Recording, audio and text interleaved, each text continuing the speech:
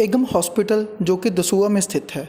एगम hospital में depression, नशे के मरीजों का इलाज किया जाता है। हजारों की गिनती में यहाँ पर मरीज अपना इलाज करवा चुके हैं और लॉकडाउन के दौरान भी एगम हॉस्पिटल की तरफ से बहुत ही बढ़िया तरीके से अपनी सेवाएं दी जा रही हैं और सोशल डिस्टेंसिंग का विशेष रूप से ध्यान रखा जाता है। हमारी पंजाब प्लस की टीम ने एगम हॉस्पिटल का विशेष दौरा किया। पेश है पंजाब प्लस की टीम से एक रिपोर्ट। प्रोग्राम में आपका स्वागत है। आज हम आपको बुलाने जा रहे हैं एगम हॉस्पिटल, एक ऐसा हॉस्पिटल जो पिछले लंबे समय से लोगों को डिप्रेशन से, नशों से दूर कर रहा है और एक नई जिंदगी दे रहा है। आज हम पहुंचे हैं एगम हॉस्पिटल में। सबसे पहले तो बात करेंगे कि एक ऐसी स्थिति में जब सारा हिंदुस्तान जो है वो लॉकडाउन हुआ था, उस समय पर भी ये डॉक्टर अपनी सेवाएं जारी रख रहे थे और लोगों को सेवाएं अपनी दे रहे थे। डॉक्टर साहब आपका स्वागत है हमारे स्पेशल शो में। क्या कहना चाहेंगे? हाँ जी, हम तो शुरू से ही चालू रखा है हॉस्पिटल। डे 1 लॉकडाउन डे 1 से शुरू रखा है। तो शुरू से हम ज़्यादा तरफ से क्या क्या नॉर्म्स है, क्या कोविड लेकर कैसे मेंटेन करना है पेशेंट को, सोशल डिस्टेंसिंग मेंटेन करना है, वो उस बारे में हम सब सारी वो प्रिकॉशंस लेके शुरू किया है शुरू से। सो इसमें क्या हम पेशेंट को बाहर बैठने के लिए वो भी सोशल डिस्टेंस को मार्किंग करके तो वो शुरू से ऐसे ही शुरू किया है। तो हर एक पेशेंट को बाहर से ही वो हैंड वॉश करके अंदर आके वो कुछ प्रॉब्लम है तो हम कंसल्टेशन करके फॉलो पेशेंट को तो हम ज़्यादा डिस्कशन नहीं कर रहे हैं। बट न्यू पेशेंट और कोई रिलैप्स पेशेंट को दिक्कत है तो हम डिस्टेंस पर बैठ के काउंसलिंग करके तो बाद में मेडिसिन देते हैं। डॉक्टर, नशे का जो बढ़ता रुझान है आजकल हम देख रहे हैं कि जो यंग ब्लडर्स हैं वो बोल रहे हैं कि हमारा दिल नहीं लगता, और बड़े बड़े घरों के बच्चे हैं जो वो भी जो है इस दलदल में धंस रहे हैं। पंजाब का बहुत बुरा हाल है। इसमें क्या कहना चाहेंगे कि क्या कारण है कि इतना ज़्यादा जो है ये जो है नशे का रुझान बढ़ रहा है, और यंग बच्चे जो हम लोग जिनकी उम्र होती है कि उन्होंने पढ़ लिख कर कुछ बनना है, वो भी इसी दलदल में धकेले जा रहे हैं। क्या कहते हैं?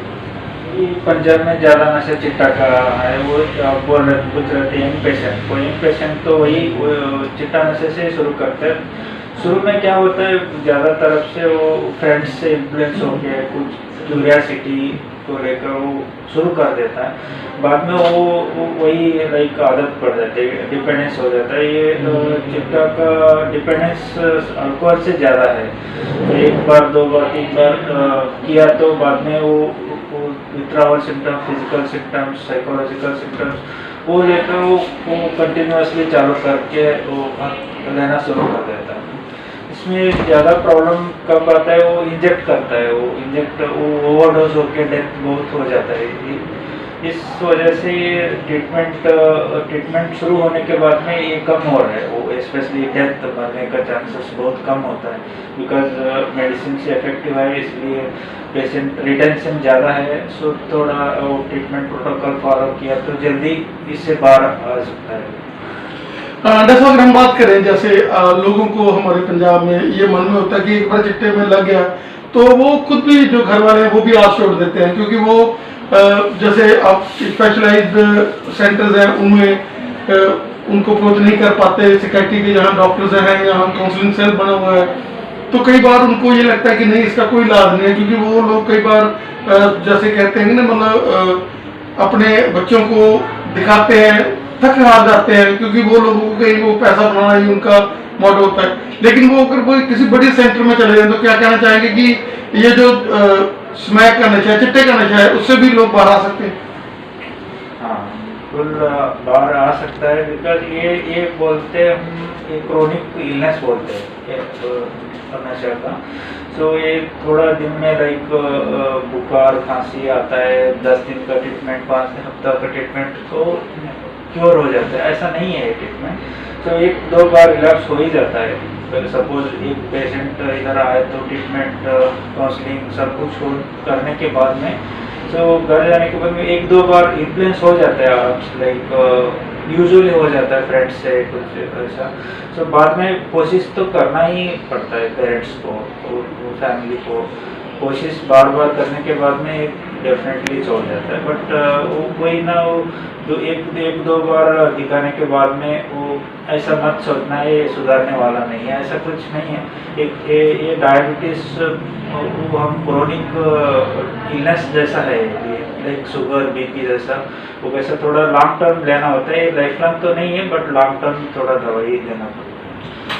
यू मीन टू से कि काउंसलिंग जो है इसमें बहुत ज़्यादा बड़ा रोल है। अगर आप एक बार मेडिसिन की सहायता लेकर हम उसकी काउंसलिंग करते हैं तो उसके बाद भी जो है उसके ऊपर निगाह पूरी तरह से उसकी कंपनी की निगाह ये नहीं है कि हम लोगों ने एक बार मेडिसिन दिलाकर उसको ले और उसके बाद फिर हम लोग अपना आई कॉन्टेक्ट नहीं बनाए बच्चे के साथ और हम उसके लिए बिल्कुल कॉन्शियस हो जाए कोई बात नहीं है, बच्चा तो हमारा ठीक है।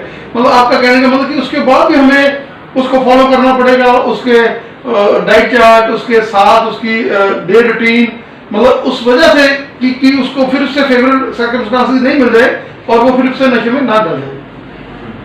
ये इम्पोर्टेंट है फॉलोअप को प्रॉपरली करना है। काउंसलिंग भी लाइक फैमिली काउंसलिंग बोलते हैं, फैमिली में कितना लोग हैं, वो पेशेंट को कैसा हैंडल करना है, कैसा मोटिवेशन कैसा करना है, डीमोटिवेशन कैसे नहीं करने देना है, वो ऐसा हम काउंसलिंग में सब बोल देते हैं। तो काउंसलिंग इम्पोर्टेंट है, एटलीस्ट महीना में दो बार काउंसलिंग करना है शुरू में।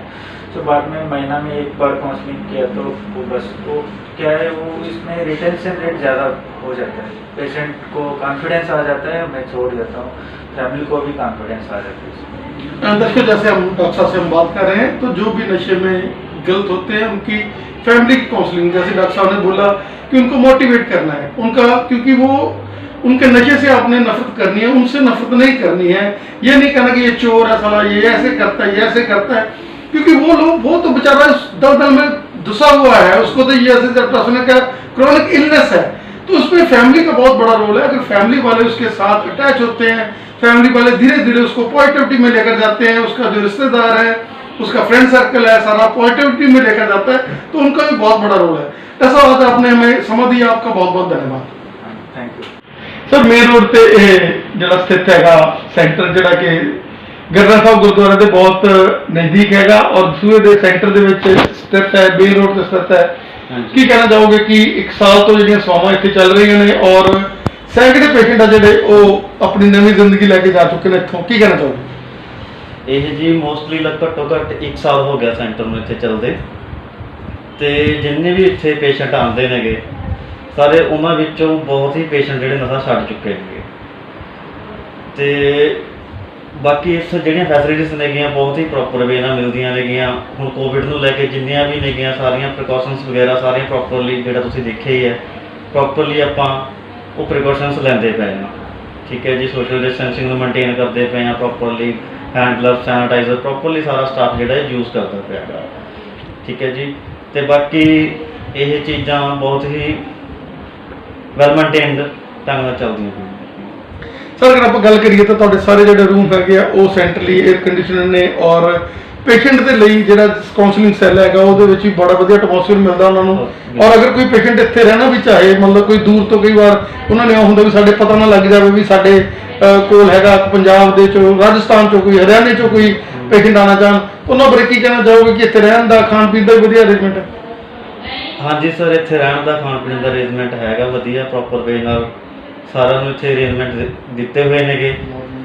वार्डरूम बने हुए ने प्रॉपरली, AC प्रॉपरली उन्हां दे विच वर्किंग नेगे, हर एक चीज़ प्रॉपरली मेनटेन्ड है। इत्थे जिहड़ा अपना सेंटर है इत्थे स्टाफ इन्ना कि ट्रेनड है कि वो प्रॉपरली पेशेंट नूं काउंसलिंग के थ्रू प्यार नाल समझाउंदा। जिहड़े पेशेंट इत्थे आउंदे ने वो नशा छड्ड के ही जांदे ने। सर जिवें कि हुण कोविड चल रहा है, अपना करफ्यू हट गया पर लॉकडाउन वध गया, तो ये ना सोचो कि सानूं छूट मिल गई है, तो आपां नूं प्रॉपर इसका ध्यान रखना है, अपना मास्क लगा के बाहर जाना, ठीक है, सैनिटाइज अपने कोल रखना है, किसी नाल हथ नहीं मिलाना, सोशल डिस्टेंसिंग का अपना पालन करनी है, तो प्रॉपर इसका ध्यान रखना है। ये नहीं है कि खुल मिल गई है तो आप किसी भीड़ वाली जगह च वड़ गए या किते भी आप जे उसके सोशल डिस्टेंसिंग का आप उल्लंघना करिए, तो इस चीज़ का ध्यान रखना है।